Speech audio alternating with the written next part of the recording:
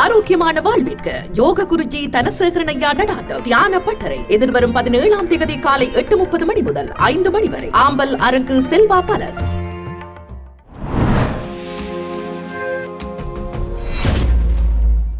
வணக்கம். இது தமிழ்வின் பிரதான செய்திகள். வாசிப்பவர் இருதயராச மதுரா. முதலில் தலைப்புச் செய்திகள். தேர்தல் விதிமுறைகளுக்கு முரணாக அமைக்கப்பட்ட ஜனாதிபதியின் விளம்பர பதாகை அகற்றல். யாழில் 35 வருடங்களின் பின் திறக்கப்பட்ட வீதி, பொங்கல் பொங்கி கொண்டாடிய மக்கள். வடக்கில் மூடப்படவுள்ள பல பாடசாலைகள், கல்வி அமைச்சு வெளியிட்ட தகவல். நாட்டில் களமிறக்கப்படவுள்ள 35,000 காவல்துறையினர். பதவியிலிருந்து வெளியேற்றுங்கள், ஹர்ஷடி சில்வா சபையில் ஆவேசம். காணாமல் போனவர்களின் உறவுகளுக்கான நீதி, அரசாங்கம் விடுத்த அறிவிப்பு. சாணக்கியனின் முறையற்ற வார்த்தை பிரயோகம், எடுக்கப்பட்டுள்ள நடவடிக்கை. சர்வதேச ஊடகம் ஒன்றில் திடீர் பேசுபொருளாகிய இலங்கை. வடக்கு கிழக்கில் சீனா காலூன்ற அனுமதியோம், செல்வம் அடைக்கலநாதன் எம்பி திட்டவட்ட அறிவிப்பு. வேலையில்லா இளைஞர் யுவதிகளுக்கான வருமானத்தை ஈட்டித்தரும் சுயதொழில் திட்டம் வெற்றியளிப்பு, நிறைவேற்று பணிப்பாளர் அஜானி ஹாசிநாதர். மாதங்களால் இழப்புகள் தான் அதிகம், கிழக்கு பல்கலைக்கழக சிரேஷ்ட விரிவுரையாளர் அடிகளார் நவரட்னம். வேலணை பிரதேச சபைக்குள் அத்துமீறி நுழைந்த பசுவுக்கு தண்டப்பணம்.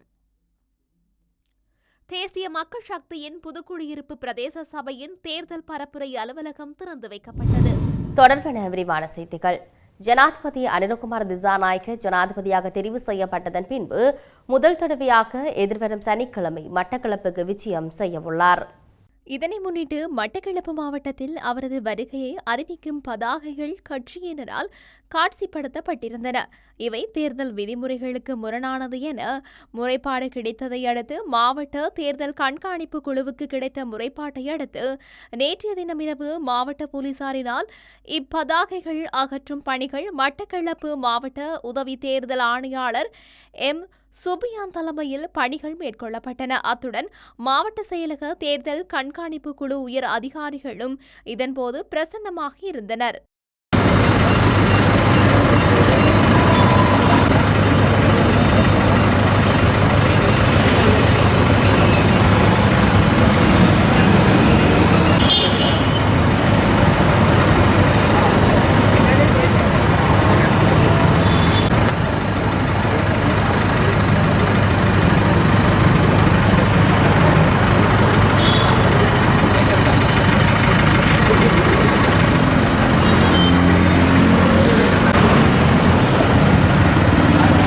ராணுவ பாதுகாப்பு வலயத்துக்குள் இருந்த யாழ்ப்பாணம் வசாவிளான் பலாலி வீதி இன்று காலை முதல் திறக்கப்பட்டு மக்கள் பாவனைக்கு வழங்கப்பட்டுள்ள நிலையில் குறித்த வீதியினுடனான போக்குவரத்து நடவடிக்கைகள் ஆரம்பிக்கப்பட்டுள்ளன. இந்த நிலையில் நீண்டகால மூடப்பட்டிருந்த வீதி விடுப்பினை மக்கள் பொங்கல் வைத்து தேங்காய் அடித்து கொண்டாடி வருகின்றனர்.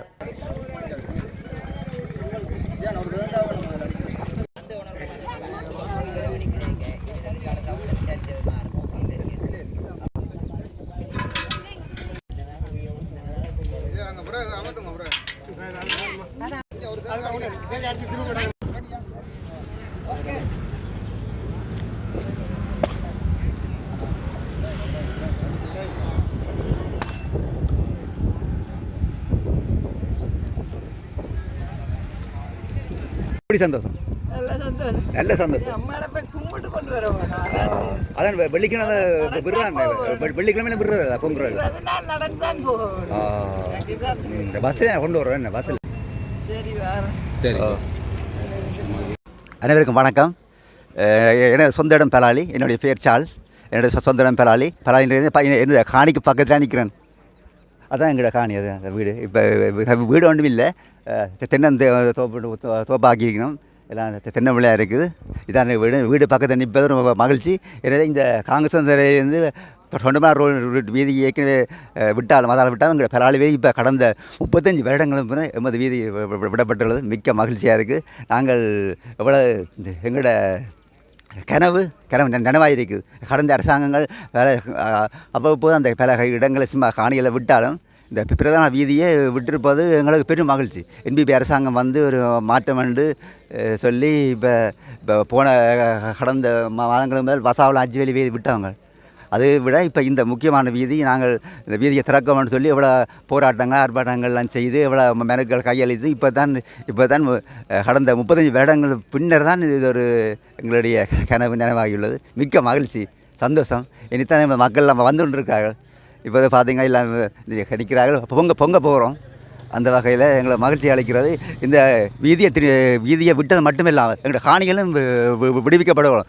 இப்போ உள்ளாட்சி தேர்தலை முன்னிட்டு இதெல்லாம் விட்டுக்க வேண்டும் நாங்கள் மக்கள் அப்படி தான் கதைக்கிறார்கள். எனவே அடுத்த மாகாண சபை தேர்தலுக்கு எங்களை காணிகளும் விடுவிக்கப்பட வேண்டும் என நாங்கள் அவருடன் இருக்கின்றோம். நன்றி. இன்று யாழ்ப்பாண பலாலி வீதியானது முழுமையாக மக்கள் பாவனைக்கு விடுவிக்கப்பட்டிருக்கிறது. AB 18 முழுமையான பாவனைக்கு விடப்பட்டிருக்கிறது. கடந்த பாராளுமன்ற தேர்தலுக்கு முன்னர் வசாவளன் மகாவித்தியாலயிலிருந்து வசாவளன் சந்தி வரையான பாதை விடுவிக்கப்பட்டிருந்தது. இன்று வசாவளன் சந்தியிலிருந்து பலாலி சந்தி வரையான டீ சந்தி விடுவிக்கப்பட்டிருக்கின்றது. மிகவும் சந்தோஷமானது. ஏனென்றால் பலாலி வடக்கிலே மீள்குடியேறிய மக்களுடைய பிரதான போக்குவரத்து பாதையாக இருக்கின்ற பலாலி வீதி விடுவிக்கப்பட்டிருக்கிறது. இது 764 பஸ் ரூட்டாக இருக்கிறது. அதே நேரத்தில் இந்த மக்களுடைய பிரதான போக்குவரத்துக்கு செல்வதற்கான பாதையாக இருக்கிற இந்த மீள்குடியேற்றத்தின் ஒரு அங்கம் போக்குவரத்து. ஆகவே இந்த போக்குவரத்து பாதை விடுவிக்கப்படாத சந்தோஷம். அதே நேரத்தில் இன்னும் விடுவிக்கப்படாமல் இருக்கிற 2900க்கும் மேற்பட்ட ஏக்கர் நிலங்கள் மக்களுடைய காணிகள் விடுவிக்கப்பட வேண்டும். கடந்த மார்ச் 22 விடுவிக்கப்பட்ட கடந்த 2024 மார்ச் 22 விடுவிக்கப்பட்ட 235 ஏக்கர் நிலங்கள் இன்னும் மக்களுடைய பாவனை கையளிக்கப்பட்டிருந்தாலும் அந்த உயர் பாதுகாப்பு வேலிகளை இன்னும் அகற்றப்படவில்லை. இராணுவத்தினுடைய உயர் பாதுகாப்பு வேலிகளை அகற்றுவதற்காக இராணுவம் இப்பொழுது பணம் கேட்டிருக்கின்றது. ஆனால் இந்த மக்களுடைய மீள்குடியேற்றத்துக்கு முழுமையாக விடுவிக்கப்பட வேண்டும். இது ஒரு இராணுவ பாதுகாப்பு உயர் தலைமை அலுவலகத்துக்கு ஊடாக வருகின்ற பாதை என்றபடியால் நீண்டகால மக்களுடைய போராட்டத்தின் அடிப்படையில் இன்றைக்கு இந்த பாதை விடுவிக்கப்பட்டிருக்கிறது. இது மிகவும் சந்தோஷமானது. அதே நேரத்தில் ஏனைய பலாலி ரோட்டின் கிழக்கு பகுதி முழுமையாக விடுவிக்க முடியும். ஏன்னா அங்கே விமான நிலையத்தை சாட்டி எதுவும் சொல்ல தேவையில்லை. அந்த பகுதிகள் விடுவிக்கப்பட வேண்டும். அதே நேரத்தில் வெள்ளையராளி ரோட் வசாவளான் சந்தியிலேருந்தே கட்டுவஞ்சந்தி வரையான பாதை திறக்கப்பட வேண்டும். என்றால் இந்த மக்களுடைய தெல்லிப்பளை வைத்தியசாலையை செல்வதற்கான ஒரே ஒரு மார்க்கமாக இருக்கிற அந்த பாதை திறப்பதன் மூலம் மக்கள் மிகவும் பயனடையக்கூடியதாக இருக்கும். அந்த பாதையும் விடுவிக்கப்படவும் இது ஒரு தேர்தல் கால நடவடிக்கையாக இல்லாமல் மக்களுடைய மீள்குடியேற்றத்தின் ஒரு அங்கமாக இருக்க வேண்டும். ஆகவே இந்த பஸ் போக்குவரத்தும் தொடர்ச்சியாக மேற்கொள்வதற்கான நடவடிக்கைகள் மேற்கொள்ளப்பட வேண்டிய தேவைப்பாடு இருக்கிறது. ஏனென்றால் இந்த மக்கள் இங்கிருந்து வைத்தியசாலைகள் பாடசாலைகளுக்கு செல்வதற்கும் தங்களுடைய ஏனைய அரச நடவடிக்கைகளை மேற்கொள்வதற்கு நிர்வாக நடவடிக்கைகளை மேற்கொள்வதற்கு போக்குவரத்து தேவையாக இருக்கிறது. ஆகவே இது விடுவிக்கப்பட வேண்டும்.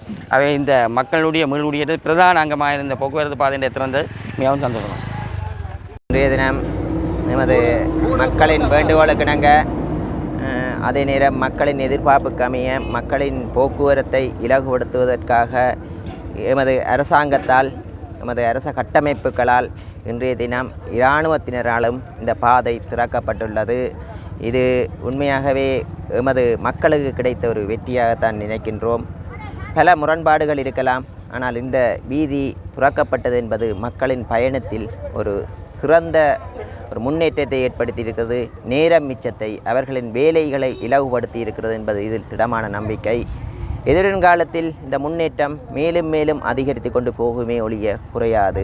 மக்களின் மனங்களையும் இராணுவத்தினரின் மனங்களையும் ஒருங்கிணைத்து கொண்டு இந்த பாதையானது திறக்கப்பட்டது. எதிர்காலத்தில் அவர்களுக்கும் இருக்கும் சந்தேக உணர்வுகளும் படிப்படியாக நீங்கி இந்த வீதியானது பூரணமாக மக்களின் கைக்கு வந்து சேரும் என்று இந்த இடத்தில் கூறிக்கொள்கிறேன். வடக்கு மாகாணத்தின் 13 கல்வி வலயங்களிலும் உள்ள பாடசாலைகளிலிருந்து 56 பாடசாலைகளில் விரைவில் மூடுவதற்கான நடவடிக்கையில் கல்வி அமைச்சு ஈடுபட்டுள்ளது. வடக்கு மாகாணத்தில் 50க்கும் குறைந்த மாணவர்கள் கல்வி கற்கும் 266 பாடசாலைகள் உள்ளன என்ற அதிர்ச்சி தகவலை வடக்கு மாகாண கல்வி அமைச்சின் புள்ளி விவரங்கள் தெரிவிக்கின்றன. நாடு முழுவதும் 50க்கும் குறைவான மாணவர்களை கொண்டுள்ள பாடசாலைகளை 3 கிலோமீட்டருக்குள் வேறு பாடசாலை இருப்பின் அவற்றை மூடுவதற்கு தற்போதைய அரசு திட்டமிட்டுள்ளது. இதற்கான கணக்கெடுப்பு மேற்கொள்ளப்பட்டுள்ளது. வடக்கில் தற்போதுள்ள 13 கல்வி வலயங்களிலும் 981 பாடசாலைகள் இயங்குகின்றன. இந்த 981 பாடசாலைகளில் 2,29,000 மாணவர்கள் கல்வி கற்கின்றனர். இதிலும் மிக மோசமான நிலைமையாக 266 பாடசாலைகளில் 50க்கும் குறைவான மாணவர்களை கல்வி கற்கின்றமையும் வடக்கு மாகாண கல்வி அமைச்சால் உறுதி செய்யப்பட்டுள்ளது. 266 பாடசாலைகளில் 50க்கும் குறைவான மாணவர்கள் கல்வி கற்கின்ற போதும் 3 கிலோமீட்டர் தூரத்துக்குள் வேறு பாடசாலைகள் இல்லாத நிலை, கடல் கடந்த சூழல், விசேட தேவை என்பவற்றை கருத்தில் கொண்டு மூடப்பட வேண்டிய பாடசாலைகளுக்கான பட்டியல் தயாரிக்கப்பட்டுள்ளது. இவ்வாறு மூடப்படும் நிலையில் வடக்கில் 56 பாடசாலைகள் அடையாளம் காணப்பட்டுள்ளன. வடக்கு மாகாணத்தில் 50க்கும் குறைந்த மாணவர்களை கொண்ட பாடசாலைகளில் யாழ்ப்பாண மாவட்டத்தில் 95 பாடசாலைகள் பாடசாலைகளும், கிளிநொச்சி மாவட்டத்தில் 20 பாடசாலைகளும், மன்னார் மாவட்டத்தில் 41 பாடசாலைகளும், வவுனியா மாவட்டத்தில் 72 பாடசாலைகளும், முல்லைத்தீவு மாவட்டத்தில் 37 பாடசாலைகளும் இருக்கின்றமை குறிப்பிடத்தக்கது. வடக்கில் மூடப்படும் நிலையில் காணப்படும் 56 பாடசாலைகளிலும் யாழ்ப்பாணம் மாவட்டத்திலேயே அதிக பாடசாலைகள் உள்ளமை குறிப்பிடத்தக்கது.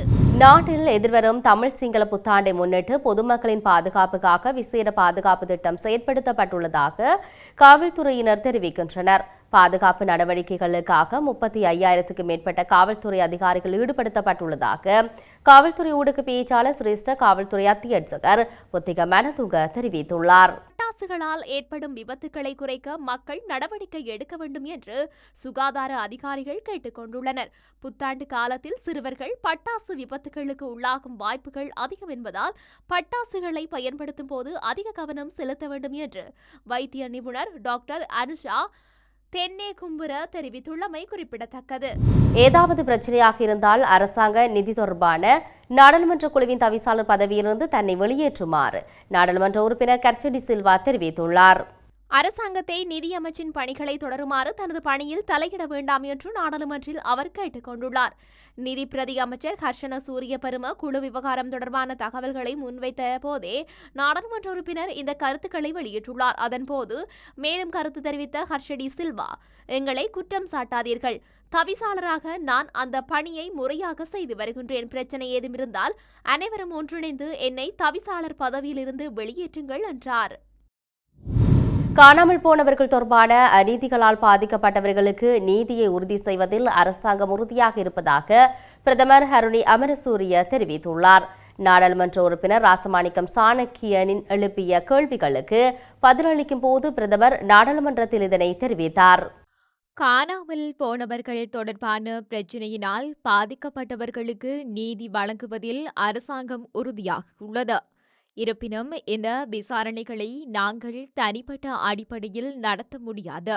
இதுபோன்ற விடயங்கள் சட்ட ரீதியாக நிர்வாக ரீதியாகவும் தீர்க்கப்பட வேண்டும். கடந்த ஆண்டுகளில் நிர்வாக மற்றும் அமைப்பு ரீதியான தோல்விகள்தான் இந்த விஷயங்களில் தாமதத்திற்கு முக்கிய காரணமாக அமைந்தன. எனவே இதுபோன்ற பிரச்சினைகள் கவனிக்கப்பட வேண்டும் என்றார். மேலும் பயங்கரவாத தடுப்புச் சட்டத்தை ரத்து செய்வது குறித்த பரிந்துரைகளை வழங்க நீதி அமைச்சினால் சமர்ப்பிக்கப்பட்ட முன்மொழிவுகளுக்கு அமைச்சரவை ஒப்புதல் அளித்துள்ளதாகவும் பிரதமர் கருணி அமரசூரிய குறிப்பிட்டார். தமிழரசுக் கட்சியின் நாடாளுமன்ற உறுப்பினர் ராசமாணிக்கம் சாணக்கியன் ஆற்றிய உரையில் சபைக்கு பொருத்தமற்ற வார்த்தைகள் பிரயோகிக்கப்பட்டுள்ளன என்றும் ஆகவே அது குறித்து விசாரணைகளை மேற்கொள்ள வேண்டும் என்றும் ஆளும் தரப்பின் அமைச்சர் நலிந்த ஜெயதிச பிரதி சபாநாயகரிடம் வலியுறுத்தியுள்ளார்.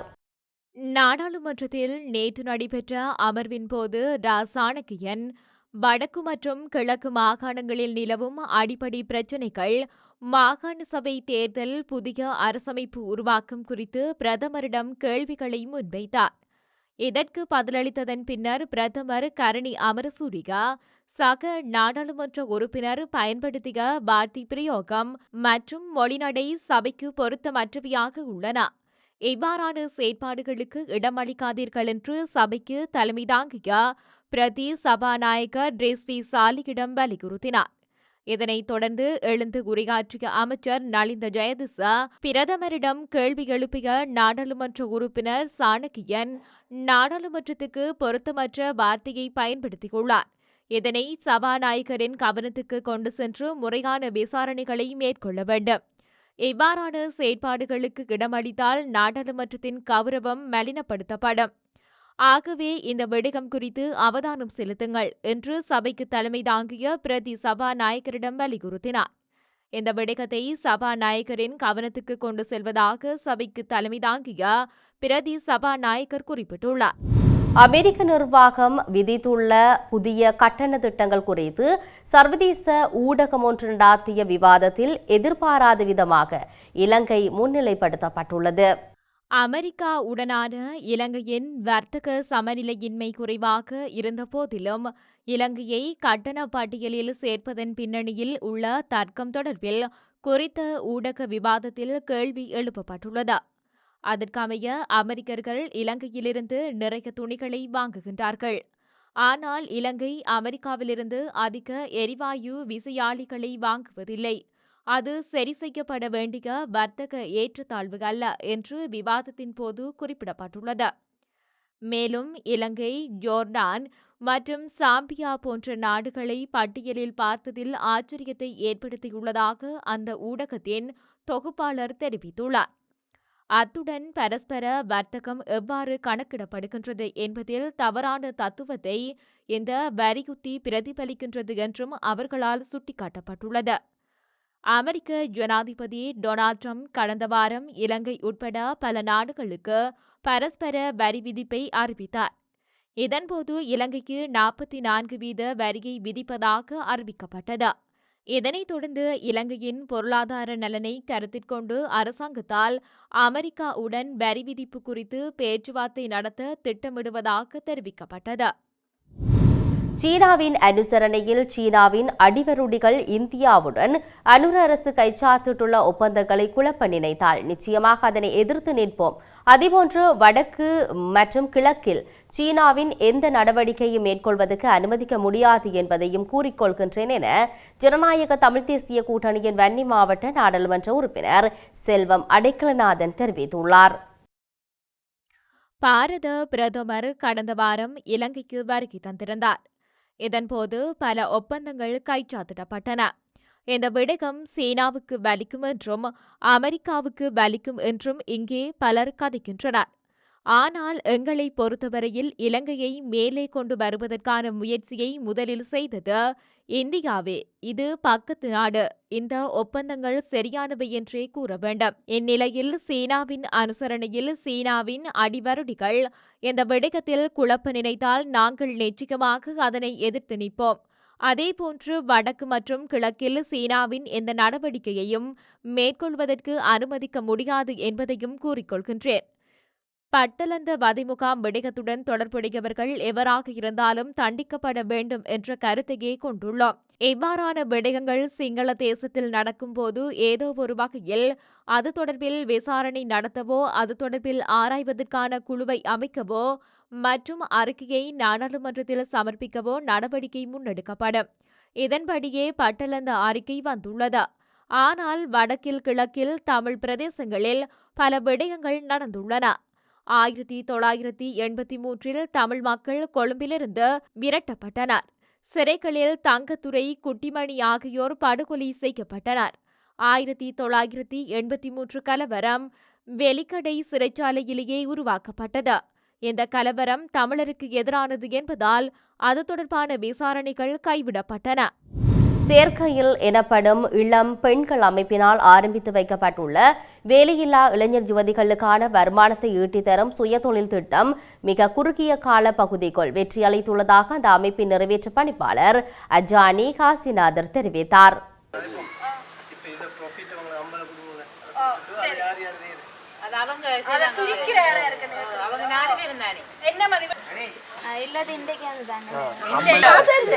மதங்களால் ஒற்றுமையும் சகவாழ்வும் ஏற்படுத்துவதற்கு பதிலாக பிரிவினைகள், வேதனை, கண்ணீர், இழப்புகள் தான் அதிகம் என கிழக்கு பல்கலைக்கழக சிரேஷ்ட விரிவுரையாளர் ஏ நவரட்னம் அடிகளார் தெரிவித்தார். மதங்களால் நாங்கள் எல்லோரும் ஒன்றாக சேர்ந்ததை விட பிரிவினையும் சண்டையும் சச்சரவும் குழப்பங்களும் வேதனைகளும் கண்ணீரும் கவலையும் அதிகரித்து ஒரு கேட்கறதுக்கு கொஞ்சம் கடினமாக இருக்கும். ஈரடிக்க முடியாத ஒரு சொற்றுடன் உரிமையாளரால் மேய்ச்சலுக்காக கட்டவிழ்த்து விடப்பட்ட பசுமாடு ஒன்று வேலணை பிரதேச சபை வளாகத்துக்குள் நுழைந்து தாவரங்களை தின்று சேதமாக்கியதால் குறித்த பசுமாட்டை பிரதேச சபையினர் சட்டத்தின்படி பிடித்து கட்டி வைப்பதற்கு எதிர்ப்பு தெரிவித்து வேலணை நகர்ப்பகுதியில் கால்நடைப்பண்ணை நடத்தி வரும் பெண் உரிமையாளர் ஒருவர் பிரதேச செயலக நுழைப்பாதையை வழிமறைத்து போராட்டம் ஒன்றினை முன்னெடுத்திருந்தார்.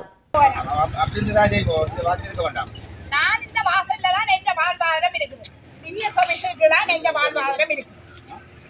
18 கிராம சேவையாளர் பிரிவின் வாழ்வாதாரம் எங்க வாழ்வாதாரம் பாதிக்கப்பட்டது. அவதான் கட்டின பிரதேச சபை அதை சொல்லணும்.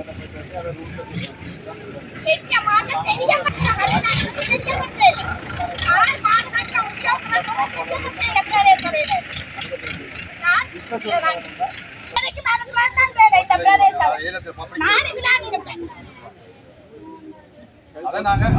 தேசிய மக்கள் சக்தியின் புதுக்குடியிருப்பு பிரதேச சபையின் தேர்தல் பரப்புரை அலுவலகம் நேற்றைய தினம் திறந்து வைக்கப்பட்டுள்ளது.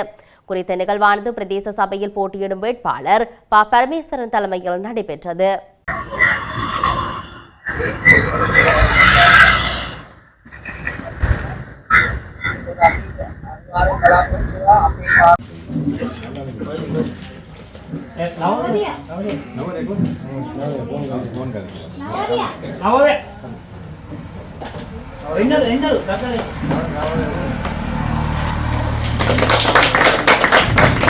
மீண்டும் தலைப்புச் செய்திகள்.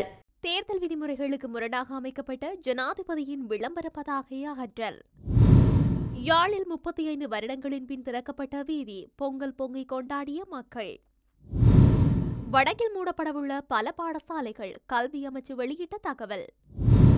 நாட்டில் களமிறக்கப்படவுள்ள 35,000 காவல்துறையினர். பதவியிலிருந்து வெளியேற்றுங்கள், ஹர்ஷடி சில்வா சபையில் ஆவேசம். காணாமல் போனவர்களின் உறவுகளுக்கான நீதி, அரசாங்கம் விடுத்த அறிவிப்பு. சாணக்கியனின் முறையற்ற வார்த்தை பிரயோகம், எடுக்கப்பட்டுள்ள நடவடிக்கை. சர்வதேச ஊடகம் ஒன்றில் திடீர் பேசுபொருளாகிய இலங்கை. வடக்கு கிழக்கில் சீனா காலூன்ற அனுமதியோம், செல்வம் அடைக்கலநாதன் எம்பி திட்டவட்ட அறிவிப்பு. வேலையில்லா இளைஞர் யுவதிகளுக்கான வருமானத்தை ஈட்டித்தரும் சுயதொழில் திட்டம் வெற்றியளிப்பு, நிறைவேற்று பணிப்பாளர் அஜானி ஹாசிநாதர். மாதங்களால் இழப்புகள் தான் அதிகம், கிழக்கு பல்கலைக்கழக சிரேஷ்ட விரிவுரையாளர் அடிகளார் நவரட்னம். வேலணை பிரதேச சபைக்குள் அத்துமீறி நுழைந்த பசுவுக்கு தண்டப்பணம். தேசிய மக்கள் சக்தியின் புதுக்குடியிருப்பு பிரதேச சபையின் தேர்தல் பரப்புரை அலுவலகம் திறந்து வைக்கப்பட்டது. இத்துடன் தமிழ்வினின் பிரதான செய்திகள் நிறைவு பெற்றன. உடனுக்குடன் செய்திகளை அறிந்து கொள்ள தமிழ்வின் என்ற நமது யூடியூப் பக்கத்தினூடாக இணைந்திருங்கள். வணக்கம்.